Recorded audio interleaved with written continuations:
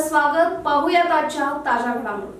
धनगर समाजाला अनुसूचित जमाती प्रवर्गात आरक्षण मिळावे या मागणीसाठी संतोष पुजारी यांच्या नेतृत्वाखाली चिकोडी उपविभागीय अधिकाऱ्यांमार्फत केंद्र व राज्य सरकारला निवेदन पाठवण्यात आले.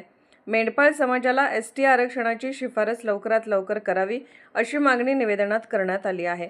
डॉक्टर बाबासाहेब आंबेडकरांनी 1951 मध्ये अनेक समाजांना आरक्षणापासून वंचित ठेवले गेले आहे हे लक्षात घेऊन एडी लोरिसिस कमिटी स्थापन केली होती. या समितीने देशभरातील सर्वेक्षणाच्या आधारावर सुमारे 154 समाजाच्या जातीय अभ्यासाचा अहवाल सादर केला. या अहवालाच्या आधारावर कर्नाटकात बेवी कुरुप, लमाणी नायक, बीड दास यांच्या अशा अनेक समाजांना आरक्षण देण्यात आले होते. 1976 ते 1986 या काळात धनगर समाजाला आरक्षण मिळाले होते, परंतु काही राजकीय षडयंत्रामुळे हे आरक्षण खंडित करण्यात आले असा आरोप केला. 1986 मध्ये सर्वोच्च न्यायालयाने कुरुब समाजाला आरक्षण देण्याचे आदेश दिले होते. या आदेशाचे पालन म्हणून तत्कालीन रामकृष्ण हेगडे सरकारने एक समिती स्थापन केली होती. या समितीत AR पाटील, मल्लिकार्जुन खुरगे, सिद्धरामय्या आणि तत्कालीन मुख्यमंत्री यांचा समावेश होता. संविधानानुसार आरक्षणाच्या विषयावर केंद्र सरकारने घेतलेला निर्णय बदलता येत नाही. असे असतानाही धनगर समाजावर अन्याय झाला आहे असे यावेळी नमूद करण्यात आले. सर्वोच्च न्यायालयाचा आदेश आणि ऐतिहासिक पार्श्वभूमी असूनही आजपर्यंत धनगर समाजाला एसटी आरक्षण मिळू शकलेले नाही.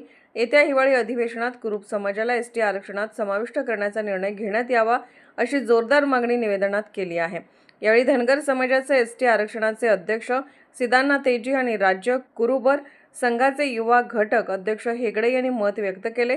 यावेळी चिकोडी मेंढपाळ समाजाचे जिल्हाध्यक्ष संतोष पुजारी, कर्नाटक रक्षणा वेदिकेचे चिकोडी तालुका अध्यक्ष संजू बडिगेर, चिकोडीचे समाजसेवक चंद्रकांत हुकेरी, माळू करियान्नावर, रमेश पाटील, मरियप्पा तेली, संजू यांच्यासह मेंढपाळ समाजाचे सर्व पदाधिकारी आणि कार्यकर्ते मोठ्या संख्येने उपस्थित होते.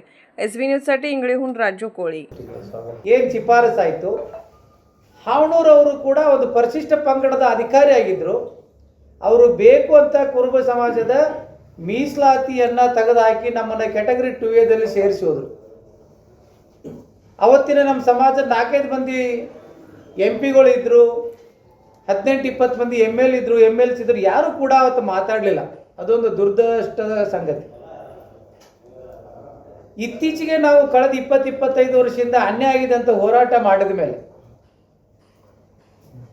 ಮತ್ತೆ ನಮ್ಮ ಪೀಠದ ಗುರುಗಳಾದಂಥ ನಿರಂಜನ್ ಸ್ವಾಮೀಜಿ ನೇತೃತ್ವ ಇಡೀ ರಾಜ್ಯದ 4000 ಕುರುಬ ಸಮಾಜದ ಸಂಘಟನೆಗಳ ನೇತೃತ್ವದಲ್ಲಿ 10 ರಿಂದ 12 ಲಕ್ಷ ಜನ ಸೇರಿ ಬೆಂಗಳೂರಲ್ಲಿ ದೊಡ್ಡ ಹೋರಾಟ ಮಾಡಿದ ಮೇಲೆ BS ಯಡಿಯೂರಪ್ಪನವರು ಮಾತು ಕೊಟ್ಟಿದ್ರು, ಕೇಂದ್ರದಲ್ಲಿ ನಮ್ಮದೇ BJP ಸರ್ಕಾರ ಇದೆ, ನಾನು ST ಕೊಡಿಸ್ತೀನಿ ಅಂತ ಹೇಳಿದರು.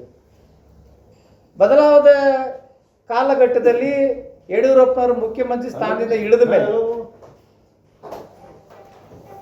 ಬೊಮ್ಮೆಯವರು CM ಆಗಿದ್ದರು. ಬೊಮ್ಮೆಯವರು ನಮ್ಮ ನಿರಂಜನ್ ಸ್ವಾಮೀಜಿಗೆ ಮಾತು ಕೊಟ್ಟಿದ್ರು, ನಾನು ಸರಿಯಾದ ರೀತಿಯಲ್ಲಿ ಕೇಂದ್ರಕ್ಕೆ ಕುಲಶಾಸ್ತ್ರೀಯ ಅಧ್ಯಯನ ವರದಿಯನ್ನು ಶಿಫಾರಸು ಮಾಡ್ತೇವೆ ಅಂತೇಳಿ. ಅದರ ವರದಿ ಸಲ್ಲಿಸುವಾಗ ಸರಿಯಾದ ರೀತಿ ವರದಿಯನ್ನು ಸಲ್ಲಿಸ್ತಿಲ್ಲ. ಬದಲಾದ ಕಾಲಘಟ್ಟದಲ್ಲಿ ಮುಖ್ಯಮಂತ್ರಿ ಸಿದ್ದರಾಮಯ್ಯವರು ಕುರುಬ ಸಮಾಜದ ಮುಖ್ಯಮಂತ್ರಿ ಆದರು. ಕ್ಯಾಬಿನೆಟ್ ಡಿಸ್ಕಷನ್ ಮಾಡಿ ಸಲ್ಲಿಸಿದ್ರು. ಅದಾದಮೇಲೆ ಡಿಸೆಂಬರ್ 24 ಮತ್ತೆ ವಾಪಸ್ ಬಂತು.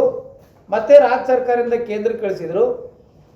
6-7 ತಿಂಗಳ ಹಿಂದೆ ಕೇಂದ್ರ ಸರ್ಕಾರದಿಂದ ಕುರುಬ ಸಮಾಜದ ಒಂದೇ ಸಮಾಜದ ಅಥವಾ ಅದರ ಒಳಪಂಗಡಗಳ ಯಾರ್ಯಾರಿಗೆ ಮೀಸಲಾತಿಯನ್ನು ಸೇರಿಸಬೇಕು ಅಂತ ಕೇಂದ್ರ ಕೇಳಿದರೆ राजकीय, सामाजिक, आर्थिक असा सर्व घडामोडींचा आढावा पाहायला विसरू नका SB न्यूज चॅनल आणि नक्कीच सबस्क्राईब करा.